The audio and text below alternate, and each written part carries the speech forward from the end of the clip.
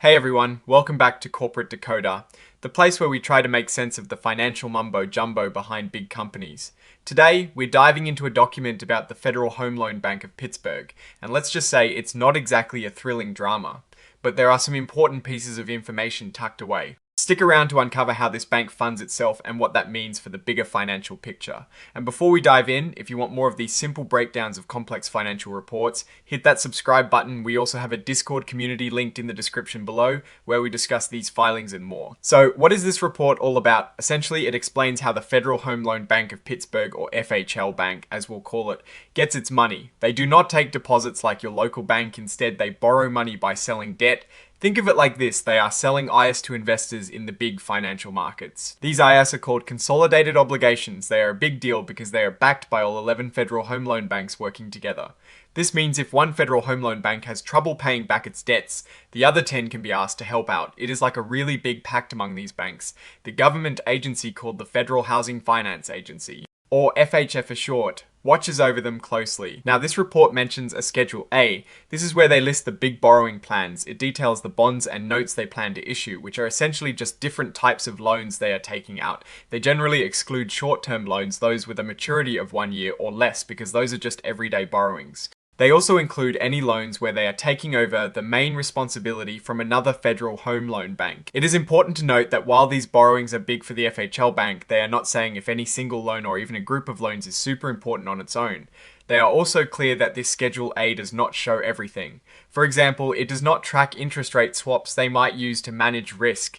These are like financial insurance policies. Also, you can't easily tell the total amount of debt they owe just by looking at this schedule.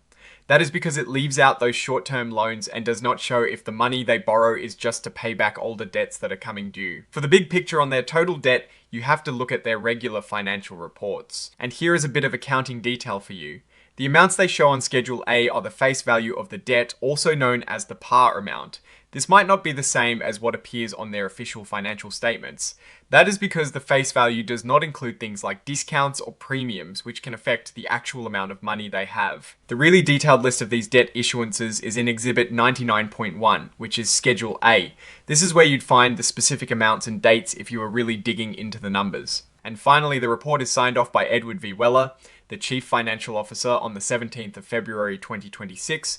This confirms that the information provided is official. Now let's look at the broader implications. The FHL Bank system, and by extension the FHL Bank of Pittsburgh, plays a crucial role in housing finance by providing liquidity to member institutions. Their primary method of funding through issuing consolidated obligations means they are very sensitive to overall market interest rates and investor confidence in the broader FHL Bank system. Think of it as them constantly needing to convince the market that they are a safe bet for borrowing. Any sign of weakness in the broader system could make it more expensive for them to get the funds they need. One of the key risks they face is this joint and several liability. While it backs their obligations, it also means they are on the hook for each other's potential mistakes. This interconnectedness, while offering security, also introduces systemic risk.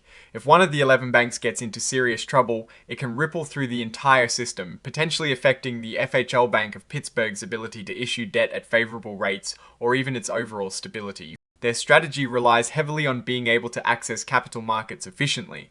The fact that they are transparent about their issuance plans in Schedule A is good, showing accountability. However, the exclusion of short-term debt and balance sheet items like interest rate swaps means that this report only gives a partial picture of their true funding needs and strategies.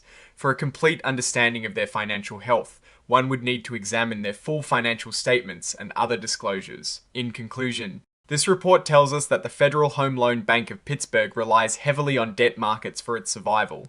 It is a well-regulated entity with a strong backing from its sister banks and government oversight. However, the reliance on these massive debt issuances means they are directly exposed to the whims of the capital markets and the health of the entire FHL bank system. The biggest takeaway is their funding mechanism, which is sound but always subject to broader economic conditions and the collective performance of all federal home loan banks. What is your take on this funding model? Do you think the joint and several liability makes the system stronger or riskier? Let us know your thoughts in the comments below. If you found this breakdown helpful, please give us a thumbs up, subscribe for more content like this, and don't forget to join our Discord community for more discussions. Thanks for watching, and we'll see you in the next video.